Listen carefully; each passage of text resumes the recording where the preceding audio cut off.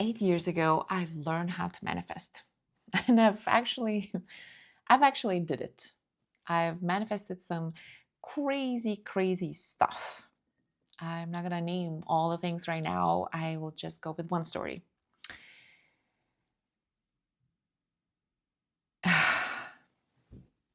I don't know how to even go around it. It's not your typical manifestation video for sure. So stick around because the ending, it's not what you were expecting. So about 8 years ago, I was around 35, and I was all into the law of attraction, manifestation, visualization, all that jazz. The power of thought and the power of feeling. And I remember that one morning I was sitting in my rental home with 3 children then. One of them was a newborn then. I was sipping my coffee in the morning, and I was looking at the house right next to me, right across from the lawn, and it was on sale. And I was like, I'd like to manifest that house. I'm going to put all that I'm learning into a practice. And I did. I would sit there for hours in the morning whenever I had my me time, and I would visualize myself in that house. It was easy because it was, similar plans, so I knew everything in it because my house was similar. I knew every corner, every almost light glance that would come in from the sun in the house. So I would put myself in it all the time. And our circumstances were not those that would allow us to buy a house back then. We were quite new. Well, we were very new in that country, so we had zero credit, and we didn't have enough for down payment. So the chances of us getting that house was pretty slim, like non-logical actually. When we told one of our friends who was a banker our intentions, he just laughed at us. And and yeah, so we did get the house.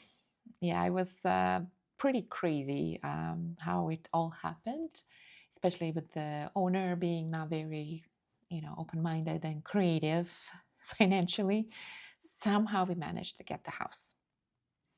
And I was like, whoa, you did it. You actually manifested that house. And after that, I've just did a lot more things to manifest more incredible things that I can share with you later. But yeah, so we moved into the house, and we tore it down a lot of things, and we made it all on our own, how we wanted. It was really beautiful how we did it. We not only the home was beautiful, but the energy that we built there was also incredible. We had a lot of family visiting us and friends. We'd have people over all the time. It was big and spacious and just had this beautiful, beautiful energy in it. And then we stayed in the house for 2 years, and then my husband got sick. And a year and a half later, he passed away.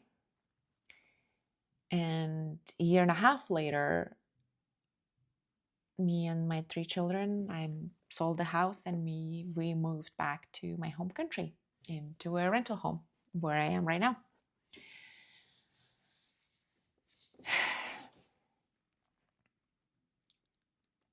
I remember the day of his funeral.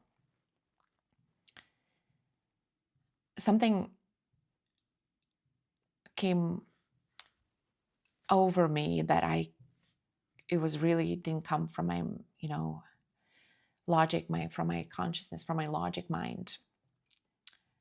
As I was literally laying on my knees with the face down on his grave, with face in the soil, I whispered something that I've been thinking about and asking this question for the last 5 years now, fifth year. And as bizarre as that is, the thing that I whispered while with my face down in the soil on his grave was, I will be happy again. And I don't know, it was that promise to him or to me, but later in the years after that, I questioned myself. What is that? Well, okay, Birute, you know how to manifest. You know the power of thought, of feeling. You got the secret of life. Do it all over again. Manifest a new house, manifest a new, more money, a new car, manifest a partner that would make you happy again. And yeah, I could, and I started working towards that. But it felt off, and I felt like I'm not fulfilling my promise that I gave to my dead husband on his grave on the day of the day that he died. And in the last couple of years, I think I've become someone who understood more and more what it was actually I promised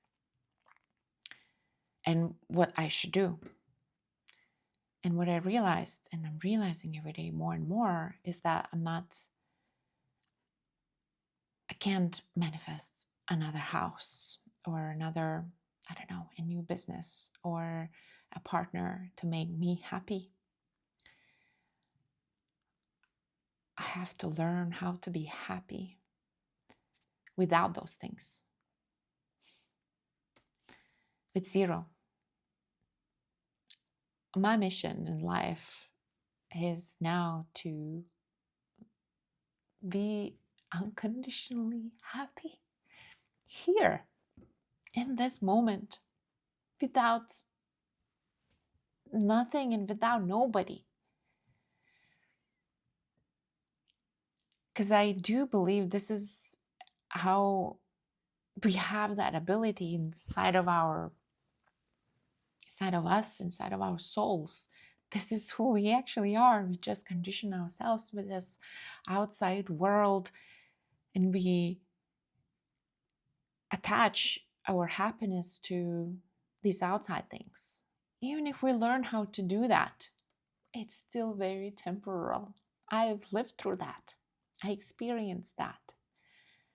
And I don't want to do it all over again. I don't want to manifest things that can disappear. I don't want to attach my happiness to people, to things, to experiences. That just seems so pointless right now. So, yeah, that has become my mission, to be happy unconditionally. However, if you are a mother of children, if you are a woman in this world, in this society, or a man, if you're a parent, if you're a business owner, if you're a single parent, you have, and if you live in this kind of, in the box, in the society, in the rules, you have to provide yourself, you have to provide your children. It gets hard. You lose yourself. Those conditions come at you from left and right, and you start putting conditions and goals where you need what you think your kids need, and who you have to be in order to reach those things, because it's you think it's that important. your survival depends on it, your kids' survival depends on it. And in a way, it is, I guess it is true if you live in the society where, they need to go to school, they need to go to sports, they need to go social events, you need to run a business, you need to, like all those things. Yes, I would love to leave everything and move into the mountains in a cabin and be there alone and be blissful and happy and with zero and survive like that. I would love to. But I am in this stage of my life right now for a few more years until my kids grow up and leave the nest and decide for themselves of how they want to live this life. I believe I have to provide them with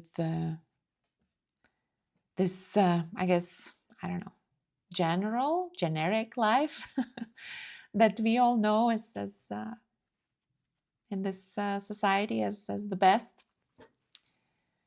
So yeah, I can't run away. I can't live this solo life. I have to learn how to be happy here. And I know I can. I have experienced moments here and there that are so unconditional. They're so blissful, and they don't belong to any person. They don't happen because of any person or any physical thing that's outside of me. Yes, they do happen a lot more often during meditations. But my goal is to learn how to have those feelings more permanently and instill them into me. So they're so strong and they're so tough and there in me, in the core of me, that nothing shakes me, nothing disturbs me. And this is one of the reasons I'm starting this channel, to share my path, my journey to unconditional happiness and unconditional bliss, and talk about it so it instills in me better, and hope that maybe you, that one person, will catch something from my life, my stories, my experiences, my point of view, my perspective. And you will also reach some sort of success in living life happily without any conditions. Welcome to my channel.